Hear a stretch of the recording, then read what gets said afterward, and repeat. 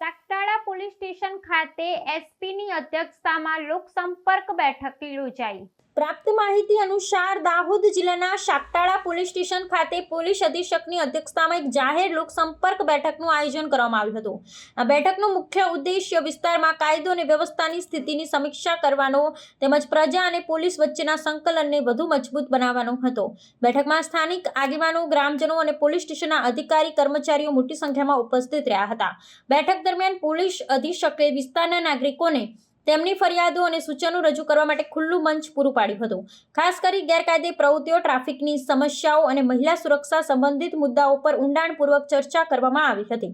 SP દ્વારા ગ્રામજનોની શાંતિ જાળવવા અને કોઈપણ ગુનાહિત પ્રવૃત્તિ અંગે તાત્કાલિક પોલીસને જાણ કરવા માટે પ્રોત્સાહિત કરવામાં આવ્યા હતા, જેથી સમયસર પગલાં લઈ શકાય। તેમણે વિશ્વાસ વ્યક્ત કર્યો હતો કે પ્રજાના સહયોગથી જ પોલીસે તેનું કાર્ય વધુ અસરકારક રીતે કરી શકશે। આ બેઠકના સમાપનમાં પોલીસ અધિક્ષકે રજૂ થયેલા દરેક મુદ્દાને ગંભીરતાથી લઈ તેનું સત્વરે નિરાકરણ લાવવાની ખાતરી આપી હતી। તેમણે જણાવ્યું કે પ્રજાના પ્રશ્નોનું નિરાકરણ એ પોલીસની પ્રાથમિક ફરજ છે અને ભવિષ્યમાં પણ આવા લોકસંપર્ક કાર્યક્રમો નિયમિતપણે યોજવામાં આવશે।